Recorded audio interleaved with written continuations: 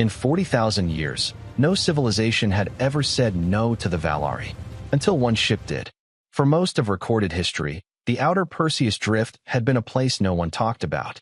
Not because it was dangerous, not because it was mysterious, but because it was empty.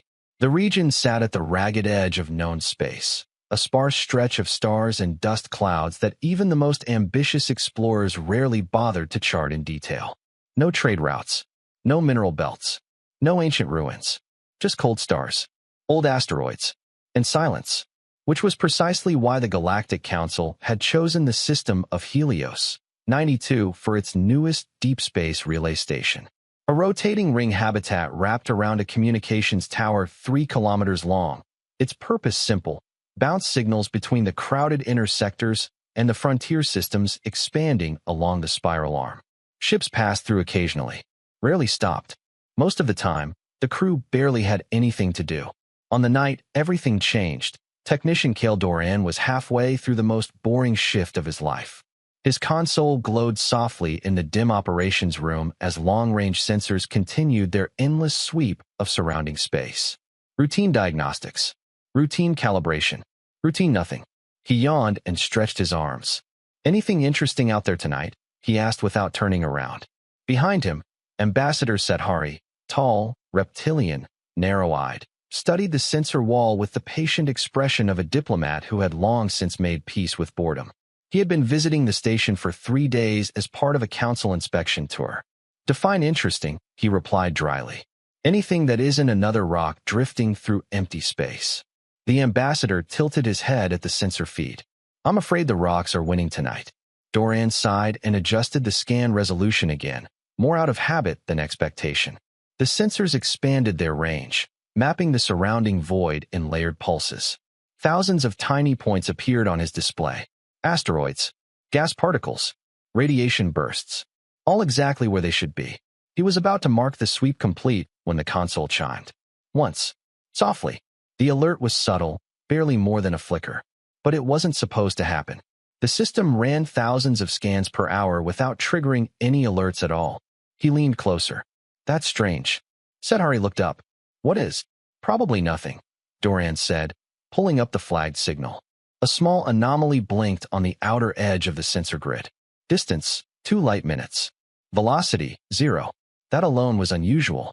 Objects in space almost never stayed perfectly still relative to a system's gravity. He adjusted the magnification. The signal sharpened. Then the console chimed again. And again. And again. More signals appeared across the display. 1, 3, 5, 7. Each exactly the same distance apart. Each perfectly motionless. Doran felt a cold prickle move up the back of his neck. "Sethari, you might want to come look at this." The ambassador stepped closer. "What am I looking at?" Doran ran a deeper sensor sweep. The relay station's long-range arrays activated, sending detection pulses into the darkness. The results came back 3 seconds later. The objects weren't stationary. They were arriving. All 7 signals flared at once as massive gravitational distortions rippled across the sensor grid. The display filled with warning lights. Doran's breath caught. The shapes forming on the screen were enormous, each 1,000s of meters long, curved, armored, wrapped in energy fields that bent the surrounding starlight. 7 ships, each the size of a small moon. They had appeared in perfect formation above the outer asteroid belt of Helios 92.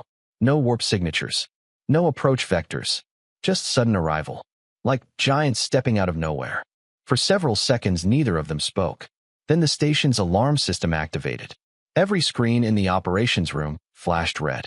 Across the sensor network, emergency messages began broadcasting automatically. "Unknown vessels detected. Unknown vessels detected. Unknown vessels detected." Doran stared at the massive silhouettes forming on the display. His voice dropped to almost nothing. "Those aren't exploration ships." Sethari felt something ancient and terrible stir in the back of his memory. A story from deep archival records. A civilization older than most stars. A fleet that arrived without warning and left nothing behind. His eyes widened slowly. "No," he said quietly. "They aren't." Above the silent asteroid belt, the 7 enormous ships completed their formation. Then the stars behind them began to disappear. and a message started broadcasting across every frequency in the galaxy. The message did not begin immediately. For nearly 4 minutes after the ships arrived, the system remained silent except for the steady wail of alarms. Across the operations deck, technicians rushed between consoles while automated systems attempted to identify the unknown vessels. Every database returned the same result. No match found. Their hull signatures were unlike anything in the Galactic Council archives. Their power output dwarfed most known warships, and their energy fields behaved in ways the station's sensors could barely measure. Energy readings are impossible, Doran muttered. Sedhari stood beside him, unmoving, his long tail coiled tightly against the floor. How impossible? Doran swallowed. The smallest of those ships is producing more power than the entire relay station. A second sensor sweep revealed the full scale. Each ship curved upward in a massive arc, like a dark blade cutting through the fabric of space. Their surfaces absorbed light, making outlines difficult to track even with enhanced sensors. But the measurements were clear. Each arc-shaped vessel was nearly 400 kilometers long. They were not just warships. They were mobile fortresses. 7 of them hovered above the asteroid belt like silent judges, waiting. Then the communications grid flickered. Every receiver on the station activated at once. Audio, visual, encrypted frequencies, even emergency channels normally reserved for disaster signals. A transmission was coming through, and it was not directed at the station alone. Within seconds, the message began appearing across communication relays throughout Council territories. Ships in distant systems reported receiving the signal simultaneously. Trading hubs heard it. Military command networks heard it. Planetary broadcast stations heard it. And it carried something even more unsettling than its reach. Automatic translation. The message instantly converted itself into thousands of languages across hundreds of species. Whoever sent it had already studied the galaxy. Every word would be understood. Doran glanced at Sedhari. Should I play it? Something in the ambassador's instincts screamed that the answer was no. But the message was already spreading. If the station didn't play it, someone else would. He nodded once. Open the channel. Doran pressed the command key. The main display flickered. For a moment the screen showed only darkness. Then a shape emerged. At first it looked like a sculpture made of living metal.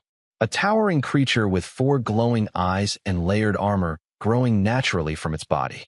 Its form resembled an insect the size of a transport vehicle. It stood within a vast chamber illuminated by dim golden light, and behind it, enormous windows revealed the starfield of Helios, 92. The transmission was coming from one of the massive arc ships outside. The being's eyes focused directly toward the camera, toward them, toward the entire galaxy. When it spoke, its voice was calm, measured, and ancient. We are the Valari Dominion. Across thousands of star systems, billions of beings listened. We were ancient before your worlds cooled. The creature's voice carried no anger, no excitement, only quiet certainty. We walked among the stars when your species still crawled in oceans. Images began appearing beside the creature. A vibrant city of crystalline towers above a bright blue ocean. Then the same city, silent, collapsed, lifeless. Another image. A ring world orbiting a yellow star. Then the same ring world, shattered.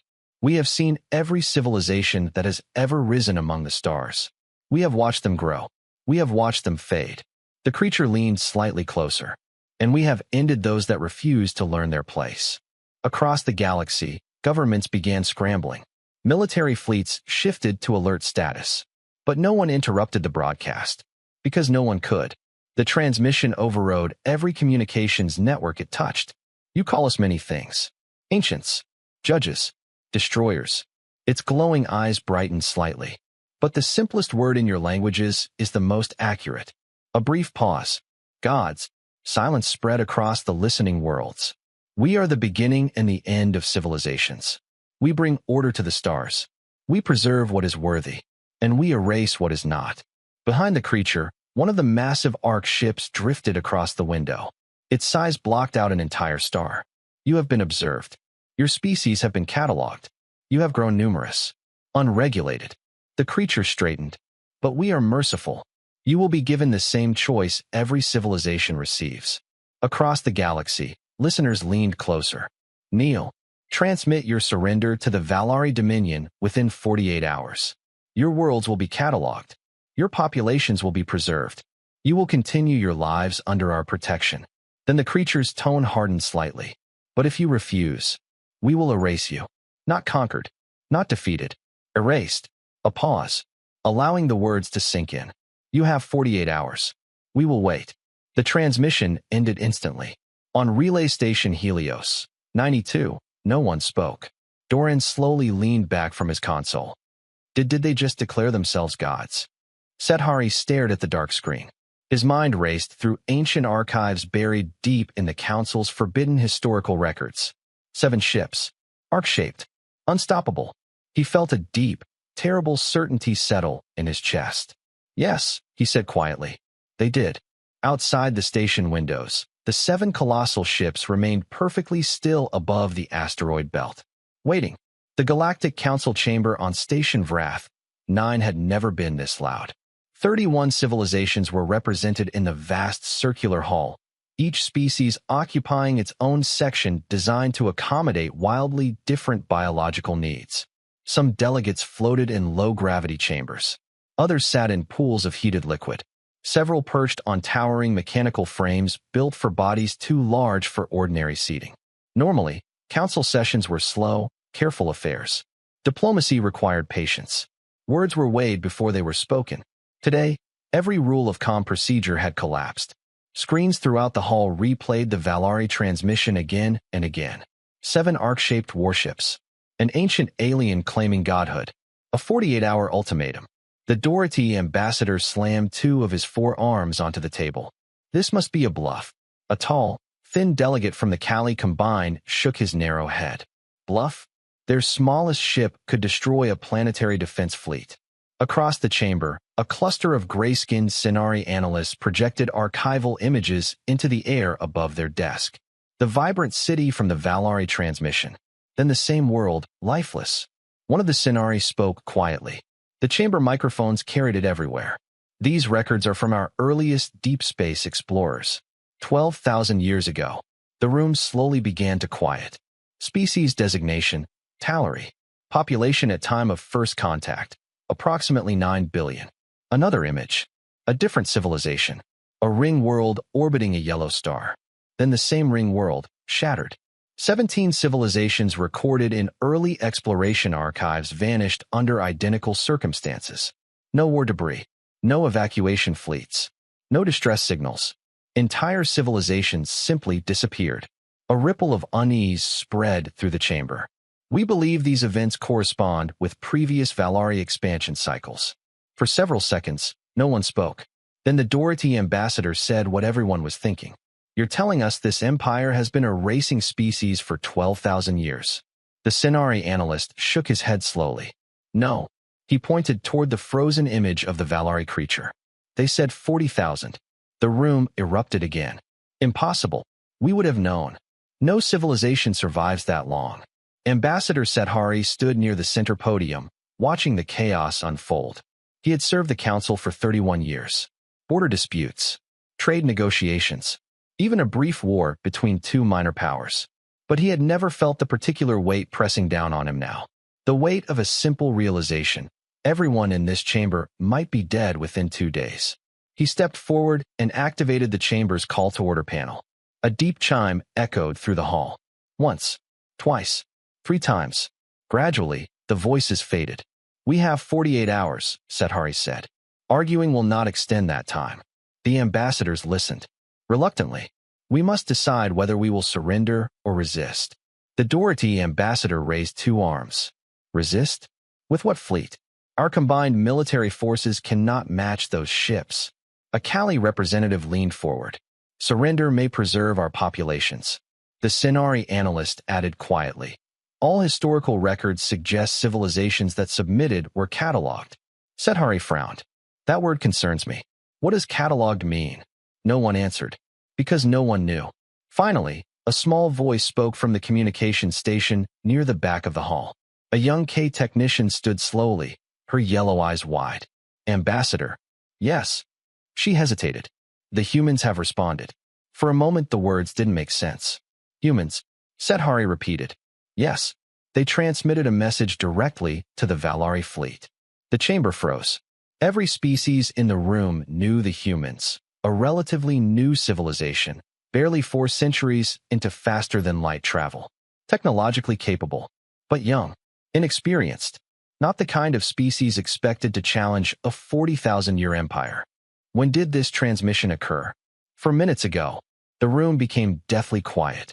What did they say? The technician glanced down at her console. She read slowly. They said.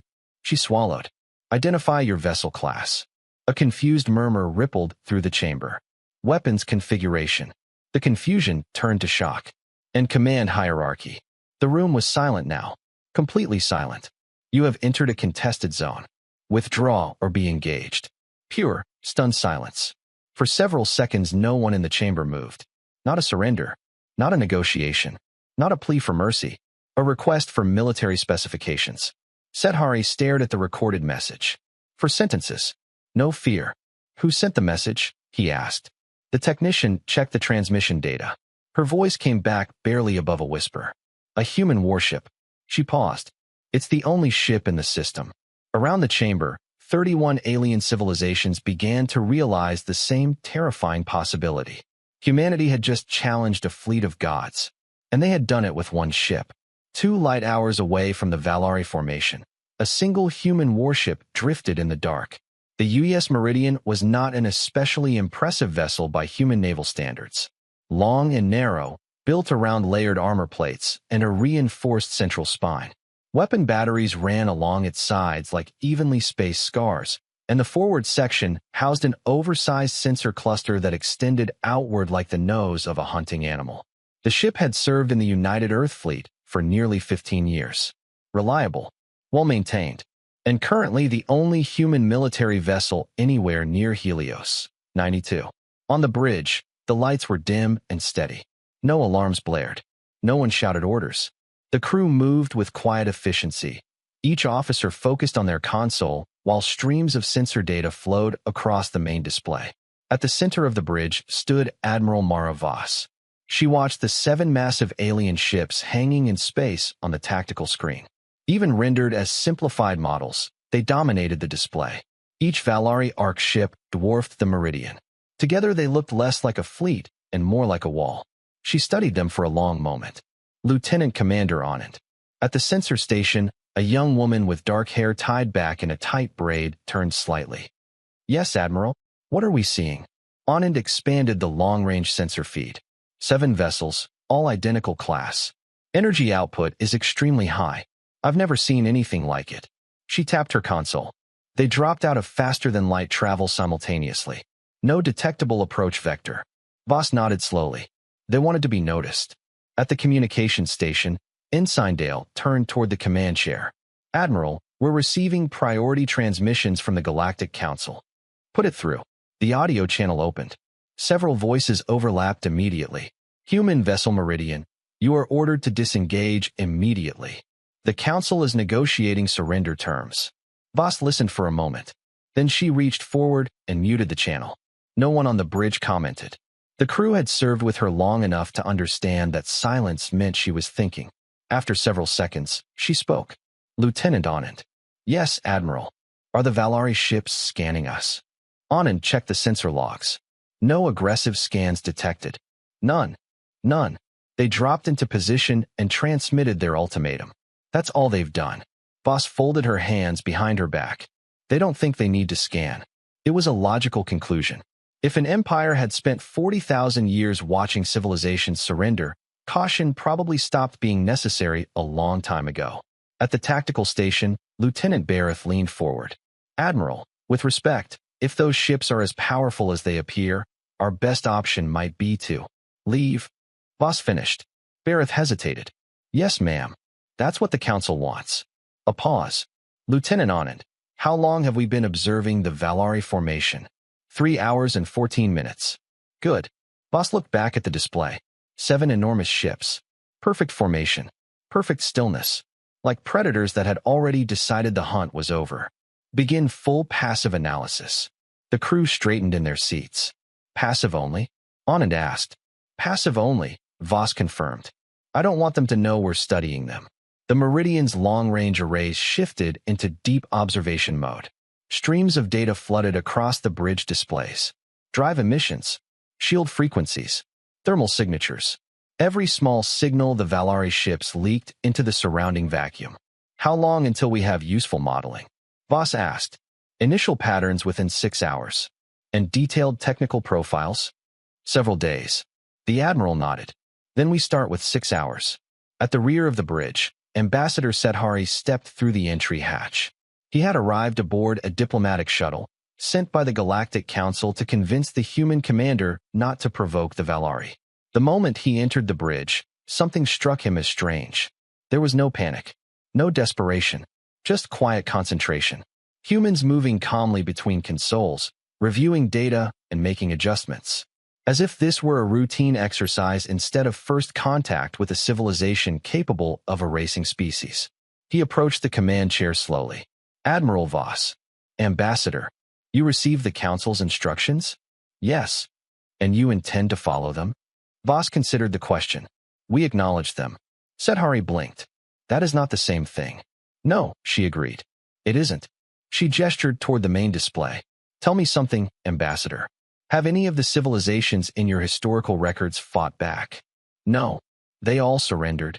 Yes. Voss nodded slowly. That's what I thought. She looked back at the tactical display. For several seconds, no one spoke. Lieutenant Anand. Yes, Admiral. Begin tracking power cycling intervals. The sensor officer paused. You think they're rotating shield frequencies? They've been fighting unopposed for 40,000 years, Voss said. Which means they probably stopped worrying about hiding patterns a very long time ago. Anand's eyes widened slightly. You think they're predictable? Voss allowed herself the faintest hint of a smile. Everything is predictable if you watch it long enough. Sethari stared at the enormous alien fleet on the screen, then at the calm human commander studying it. For the first time since the Valari had appeared, a strange new thought entered his mind. Maybe humanity wasn't afraid. Maybe they were doing something far more dangerous. Maybe they were learning. To the rest of the galaxy, those 6 days felt like the slow countdown to extinction. Across Council space, governments rushed to prepare surrender transmissions. Entire administrations worked around the clock assembling the information the Valari demanded. Population numbers, infrastructure maps, fleet registries, colonial star charts. If surrender meant survival, then survival required cooperation. But aboard the US Meridian, something very different was happening. The ship had not moved. Not once. 2 light hours from the Valari formation, the Meridian remained exactly where it had been since the alien fleet arrived. From the outside, it looked like hesitation. From the inside, it was the most intense period of observation the ship had ever conducted. The Meridian sensor arrays never stopped working. Day and night, they collected everything the Valari ships emitted into space. Drive pulses, shield fluctuations, heat signatures from internal reactors, even the tiny distortions in gravity created by their maneuvering thrusters. Nothing ignored, nothing dismissed. At the sensor station, Lieutenant Commander Priya Anand lived on coffee and adrenaline. Her workstation was buried under layers of data projections, each representing a different model of the alien fleet. Admiral, Ship 3 rotates its shield frequency every 92 seconds. Voss stood behind her chair. Exactly 92, within a margin of 0.2. Interesting. Anand highlighted another dataset. Ship 7 has an engine anomaly. What kind? Port thruster. Minor plasma venting along the lower array. Subtle, but consistent since they arrived. Damage? Possibly. Or just poor maintenance. Voss nodded slowly. If it were serious, they would have fixed it. The sensor officer tapped another command. A new model appeared, 14 smaller Valari ships approaching from deep space. The punishment fleet, Anand said. 3 days earlier, the Meridian's long-range sensors had detected them emerging from faster-than-light travel. 14 additional warships, not as large as the Ark vessels, but still enormous, still heavily armed, still more than enough to destroy a single human battleship. Estimated arrival, 2 days. Voss studied the model. Formation pattern? Anand brought up the projection. The 14 ships moved in a wide arc, evenly spaced. Standard combat posture. But it looks ceremonial. Ceremonial? They aren't maneuvering tactically. It's more like a parade formation. The Admiral considered that, meaning they've used it before, probably hundreds of times, against enemies who didn't fight back. Exactly. At the tactical station, Lieutenant Barrett added something else. Ships 3 and 11 are synchronizing shield cycles. The tactical display zoomed in. Every 90 seconds, their defensive systems pulsed at the same moment. Support pairing, Barrett said. If one takes fire, the other moves to cover. Voss watched the pattern repeat. Again and again. Perfect synchronization. Perfect predictability. Good. Behind them, Ambassador Sethari listened in growing disbelief. For the past 4 days he had watched the humans work. No panic. No desperate attempts to flee. Just quiet analysis. They were dissecting the Valari fleet piece by piece, like surgeons studying an unfamiliar patient. Finally he spoke. You cannot be serious. The bridge turned toward him. He gestured at the tactical display. That is 14 warships from the oldest empire in the galaxy. Yes, Voss said. And you have one ship. Yes. You cannot win that engagement. Voss didn't answer immediately. Instead, she walked to the front of the bridge and looked out through the main viewport. The distant shapes of the Valari Ark ships were barely visible against the stars. Ambassador, in all the historical records you showed me, how many civilizations fired the first shot? None. They all surrendered. Voss nodded. Which means the Valari have spent 40,000 years fighting opponents who never fought back. The ambassador hesitated. That doesn't make them weak. No, Voss said. But it makes them inexperienced. Barrett smiled faintly. 40,000 years of winning easy fights. Anand added quietly. That's not experience. Sethari stared at the display. 14 massive alien warships approaching. 1 human battleship waiting. The numbers were absurd. Yet the humans spoke as if the outcome was already decided. He shook his head slowly. You're gambling the survival of your species. Voss walked back to the command chair. No. She tapped the sensor data projected above Anand's console. We're studying a problem. Outside the ship, the approaching Valari fleet burned steadily closer. Every hour, the Meridian's models improved. Weak points appeared. Behavior patterns emerged. The alien ships moved exactly the same way every time they corrected course. They rotated shields at identical intervals. They adjusted targeting arrays in predictable arcs. And they never once attempted to hide any of it, because no one had ever tried to study them before. 6 days after the Valari ultimatum, the punishment fleet finally reached the edge of engagement range. On the Meridian's bridge, Lieutenant Anand spoke quietly. They're here. Voss sat in the command chair, calm as ever. Good. The tactical display lit up with 14 enormous red icons. The alien fleet began forming its attack arc, exactly the same formation the models predicted. Barrett glanced at the incoming data, then back at the Admiral. You were right. Voss allowed herself the smallest smile. They're doing exactly what they've always done. Sethari felt something strange stir in his chest. Not confidence. Not yet. But something close. Because the humans had spent 6 days preparing for this moment. And the Valari had spent 6 days assuming they didn't need to. Across the bridge, the crew waited. Quiet. Focused. Ready. Then Admiral Mara Voss spoke the words everyone had been expecting. Battle stations. Aboard the Valari warship Dominion Spear, Fleet Commander Druvith watched the human vessel with mild curiosity. He had commanded Valari fleets for nearly 2 centuries. During that time, he had participated in 31 chastening operations across the galaxy. Each one had followed the same pattern. Arrival. Ultimatum. Surrender. On the rare occasions when resistance occurred, the outcome had never lasted long enough to be called a battle. A single demonstration of Valari firepower usually ended the matter. Civilizations learned quickly. Fear was a remarkably efficient teacher, which was why the human ship confused him. It had not moved. Not during the 6 days since his fleet entered the system. Not when his warships arrived at the outer boundary. Not even when he formed into engagement posture. The vessel simply waited. Alone. It was small compared to Valari warships.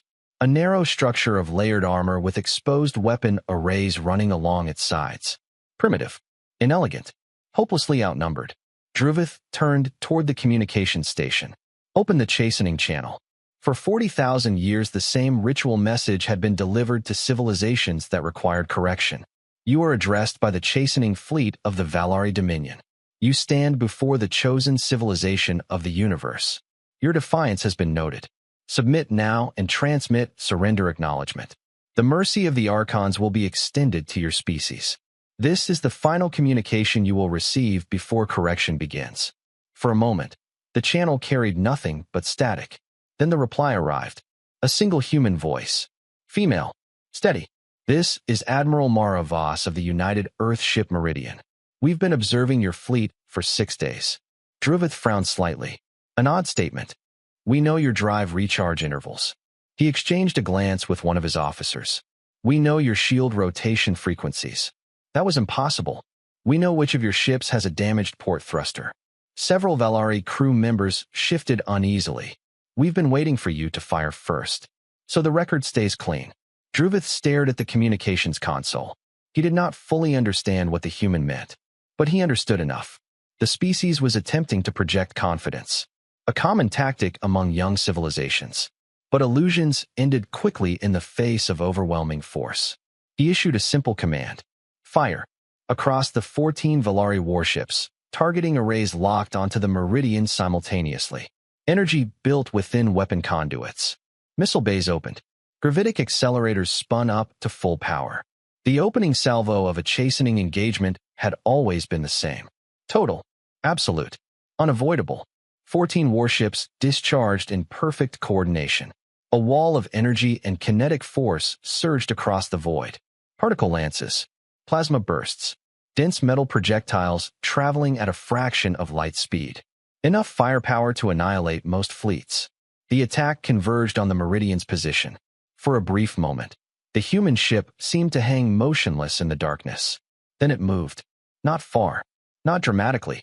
Just 12 kilometers. But 12 kilometers was enough. The entire Valari salvo passed through empty space. Druvith blinked. The human ship had predicted the attack. The Meridian's engines had burned briefly, sliding the vessel sideways with surgical precision. The targeting solutions the Valari fleet had prepared were suddenly useless. The attack dissipated harmlessly into the vacuum. Reacquire target. His officers scrambled to adjust firing coordinates. But before the next salvo could begin, the human ship fired first. 6 railgun batteries along the Meridian's hull discharged simultaneously.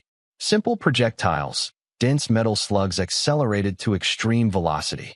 Primitive compared to Valari technology. But accurate. Very accurate. The first salvo struck Ship 7. The same vessel Anand had identified days earlier. The one with the damaged port thruster. The projectiles slammed into its exposed engine cluster.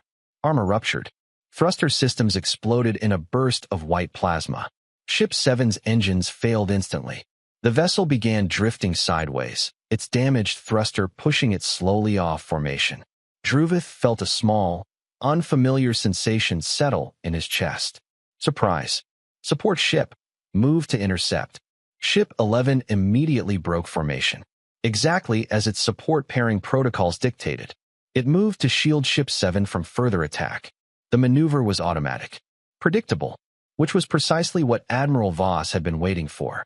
3 Meridian missiles launched through the gap Ship 11 had just left. They streaked across the battlefield and slammed into Ship 4. The first explosion collapsed its shields. The second tore open its hull. The third detonated deep within its reactor compartment. Ship 4 vanished in a flash of expanding debris. On the Meridian's bridge, no one cheered. There was no time. Bareth was already calculating the next strike.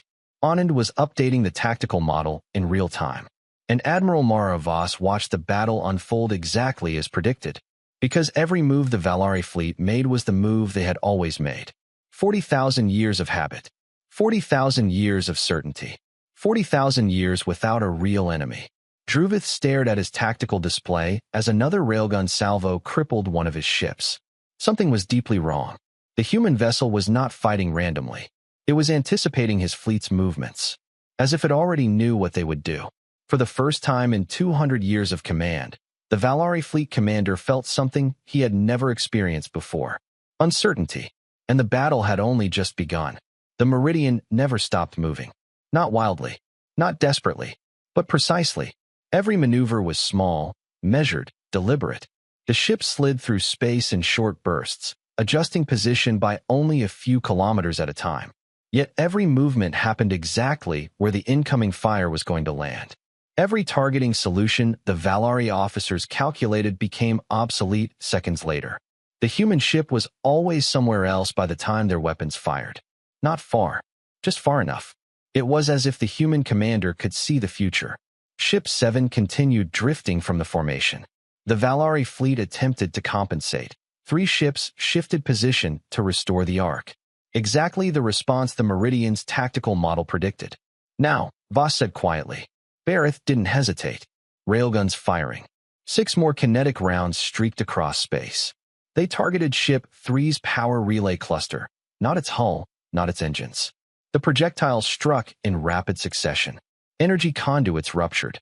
Ship 3's shields collapsed instantly as emergency systems rerouted power across the vessel. Its weapons went offline. Anand updated the battlefield map. Ship 3 neutralized. Good, Voss said. She never raised her voice. Never showed excitement. She simply watched the unfolding engagement like a mathematician solving a problem. On the Dominion Spear, Druvitha's officers were losing their rhythm. Their combat doctrine assumed something that had always been true. Enemies surrendered or died quickly. There had never been a prolonged engagement against a maneuvering opponent, and certainly never against one that understood their tactics better than they did. The Meridian slipped between 2 streams of incoming fire. Another missile salvo launched from its forward base. This time the target was Ship 9's sensor array. The explosion tore away its primary targeting cluster. Ship 9's weapons fell silent. The Valari formation was beginning to fragment. Druvith watched the display with growing disbelief. He could see what was happening. As his ships adjusted to compensate for one problem, they created another. Every response he ordered played directly into the enemy's plan. It felt like fighting an opponent who had read his mind. He spoke quietly. Collapse formation. Concentrate fire. If the fleet shrank the engagement radius, the human ship would lose its maneuvering advantage. Standard counter tactics. But the moment the order went out, Druvith felt a strange sense of dread. Because the human commander had already predicted this move too. As the Valari ships closed inward, their firing arcs narrowed, which meant the gap in their formation shifted, exactly where Admiral Voss expected. Missiles ready, Bareth said. Launch. 5 missiles streaked through the newly formed gap. 2 struck Ship 12. The vessel erupted in a burst of fire and debris. A 3rd warhead detonated along the hull of Ship 10, disabling its weapon arrays. The remaining ships began breaking formation entirely. Some attempted retreat. Others maneuvered wildly, trying to avoid both the human ship and each other's weapons. The Meridian slipped through the chaos like a knife. Every strike calculated. Every target chosen for maximum disruption. On the Meridian's bridge, the crew worked in near silence. Every officer knew exactly what to do. They had rehearsed this battle for 6 days. Now they were simply executing it. 43 minutes after the first shot was fired, the battle ended. 4 Valari warships were completely destroyed. 5 more drifted helplessly with damaged propulsion. 3 had lost weapons capability. 2 had already begun retreating toward deep space. And in the center of the debris field, the UES Meridian floated almost motionless. Its shields flickered. Its hull bore several scorch marks from near-miss weapon strikes. But it remained operational. Admiral Mara Voss looked at the tactical display one last time. Cease fire. The order echoed across the bridge. The remaining Valari ships powered down their weapons. On the command ship Dominion Spear, Commander Druvith stared at the battlefield in stunned silence. For 200 years he had commanded fleets that never lost. Now 14 warships had been dismantled by a single enemy vessel. And he still didn't fully understand how. For the first time in the history of the Valari Dominion, a chastening fleet had been defeated. 43 minutes and 17 seconds after the first shot was fired, the battlefield fell silent. Debris drifted slowly through the empty darkness of Helios. 92. Fragments of armor. Burning reactor components. Broken weapon mounts spinning lazily through space. Where 14 Valari warships had once formed a perfect arc of power, only wreckage and crippled vessels remained. At the center of it all, the UES Meridian floated calmly. Weapons silent. Engines idle. Waiting. In the operations room of Relay Station Helios. 92. Cale Doran watched the battle's aftermath on the sensor feed without speaking. Around him, The rest of the station crew was equally silent. The same people who had first seen the Valari fleet arrive now watched the debris of 14 of their warships drift through the dark. One of the junior technicians finally found her voice. Did that actually just happen? Doran stared at the display. Yes, he said. It did. On the Meridian's bridge, Lieutenant Barrett spoke first. Remaining enemy vessels have powered down their targeting systems. No active weapon locks detected. Voss nodded. Status of the escape pods? Multiple pods from Ship 12 and Ship 4. Life signs confirmed. Any Valari recovery ships? None detected yet. Voss studied the tactical map for several seconds. Then she spoke. Transmit a beacon on standard rescue frequency. The bridge officers glanced up in mild surprise. Barrett tilted his head. Rescue beacon for the enemy? Yes. Admiral, their fleet just tried to destroy us.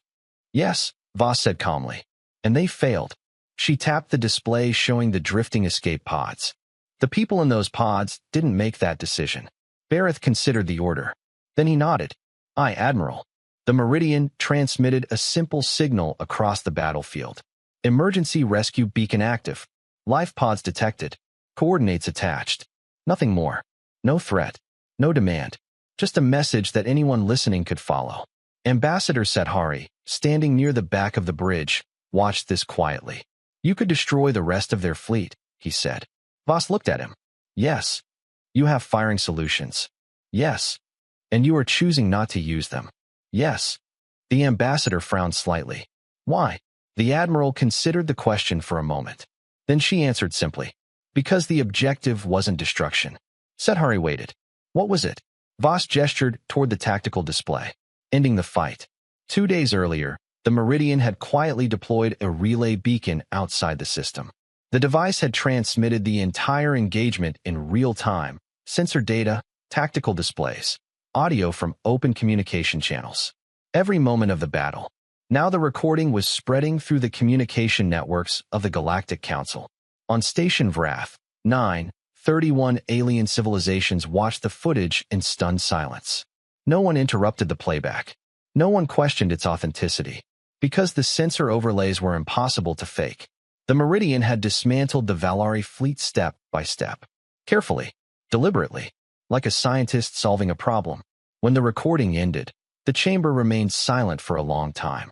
Finally, Ambassador Sethari appeared on the central display. He stood in the observation lounge of the Meridian with the battlefield visible behind him, wreckage drifting slowly through the background. He spoke quietly. The Valari did not lose because humanity possesses superior weapons. They did not lose because their technology is inferior. He paused. They lost because they fought someone who spent 6 days learning exactly how they behave. The Valari have not fought a real war in 40,000 years. They have erased civilizations. They have punished resistance. But they have never fought an enemy who studied them first. Humanity has spent thousands of years fighting itself. Wars over territory. Wars over belief. Wars over resources. Every conflict forced them to adapt, to innovate, to learn. He gestured toward the battlefield outside the viewport. What you just watched was the result of that history. The chamber remained silent. Sethari finished quietly. The Valari have victims. Humanity has experience. Inside the immense command chamber of the Valari Ark ship Eternity's Throne, the High Conclave gathered in silence. 7 ancient beings stood within the chamber, their massive armored bodies reflecting the soft, golden light of the room. For 40,000 years, this council had ruled the most powerful civilization in the galaxy. They had watched empires rise, watched civilizations collapse, and when necessary, they had erased them. But what they had just witnessed was something new. On the central display, the battle recording replayed again. The moment the human ship moved. The moment the Valari fleet fired into empty space. The moment the first railgun strike crippled Ship 7. Commander Shrell, one of the younger members, a mere 60 years of service, finally spoke. We do not know the size of human territory. We do not know their fleet strength. We do not know how many commanders like this one exist. Another Archon responded sharply. Then we deploy the primary wings. The Ascendant Arcs can crack entire planets. No tactical maneuvering survives planetary destruction. Shrell shook his head. Perhaps. But how many planets do they have? Silence returned to the chamber. Because the truth was uncomfortable. The Valari Dominion knew almost nothing about humanity. For 40,000 years they had not needed intelligence. Civilizations surrendered before it became necessary. Supreme Archon Velsharath stood at the observation platform, watching the starfield beyond the great windows. His 4 amber eyes glowed softly. He had watched entire species evolve and disappear. For 40,000 years, nothing in the galaxy had surprised him. Until now. He watched the battle recording one final time. The Meridian moving through the Valari fleet, destroying ships, predicting movements, breaking formations, and then stopping the battle once victory was certain. That detail mattered most. The humans had not fought like conquerors. They had fought like defenders. Prepare a direct communication line to the human vessel, Velsharath said. For hours after the battle ended, the Meridian's communications console chimed softly. Lieutenant Dale looked up. Admiral. Direct transmission request. Source. He hesitated. One of the Ark ships. The bridge fell silent. Voss nodded. Put it through. The main screen flickered. For a moment it showed only darkness. Then the image of a massive armored figure appeared. For glowing amber eyes looked calmly into the camera. I am Velsharath, Supreme Archon of the Valari Dominion. His voice carried none of the ceremonial arrogance from the original broadcast. No declaration of divine authority. No ritual language. Just a simple statement. I wish to speak with the commander of the human vessel. Voss stepped forward. This is Admiral Mara Voss. The Archon regarded her for a moment. I have a question. The bridge grew even quieter. Voss folded her hands behind her back. Go ahead. Velsharath's voice remained calm. What does your species want? The question lingered in the quiet bridge. Behind Voss, Ambassador Sethari felt his pulse quicken. For centuries the Valari had never asked anyone what they wanted. They had simply decided. But now the ancient ruler of the galaxy was asking permission to understand. Voss considered the question, not because she didn't know the answer, but because she understood how much that answer mattered. Finally she spoke. Nothing. Sethari felt the silence on the bridge deepen. Velsharath tilted his head slightly. Nothing. That's right. The Archon waited. We don't want your territory. We don't want tribute. We don't want submission. She said it simply. We want you to leave. Velsharath's 4 eyes narrowed slightly. Leave? Yes. Explain. Voss gestured toward the battlefield visible through the Meridian's forward viewport. Fragments of destroyed warships drifted slowly between the distant stars. You entered this system and demanded the galaxy kneel. That tends to start fights. The Archon listened carefully. Humanity doesn't kneel. We've spent most of our history being told what we're allowed to do. We stopped listening. Sethari realized something important in that moment. Admiral Voss wasn't threatening the Valari. She was explaining them to themselves. Velsharath asked, You defeated my fleet. Yes. You could destroy the remaining ships. Yes. But you have not. That's right. The Archon's eyes studied her carefully. Why? Voss answered immediately. Because we're not trying to conquer you. She paused briefly. We're trying to stop you. Velsharath absorbed that statement. For thousands of years the Valari Dominion had believed the galaxy followed a simple rule. The strong ruled. The weak submitted. Every civilization eventually accepted that reality. But this human commander was describing a different idea entirely. One where power was used to limit domination instead of enforce it. The Archon asked quietly, What happens if we refuse? Voss answered without hesitation. Then the next fleet you send will end up exactly like the last one. No arrogance. No anger. Just a statement of probability. Velsharath asked, How many ships like yours exist? For the first time, Voss smiled slightly. Enough. The Archon noticed the response carefully avoided giving a number, which meant the answer itself was irrelevant. What mattered was uncertainty. He turned away from the display for a moment. Behind him, the vast command chamber of Eternity's throne remained silent. 40,000 years of unquestioned dominance rested on the outcome of this conversation. He returned his gaze to the human admiral. You are asking us to abandon the dominion we have built across the galaxy. Voss shook her head. No, we're asking you to stop expanding it. The Archon studied her again. Those are not the same thing. No, Voss agreed. They're not. Another long silence followed. Both commanders understood what this moment meant. Finally, Velsharath asked one last question. And if we leave? Voss answered simply. Then everyone goes home. No demands. No humiliation. No victory speech. Just a path to end the conflict. The ancient Archon stared at the human commander for several seconds. For the first time in his long existence, he faced something his empire had never encountered. An opponent who did not want to rule the galaxy, only to prevent anyone else from doing it. Velsharath slowly inclined his head.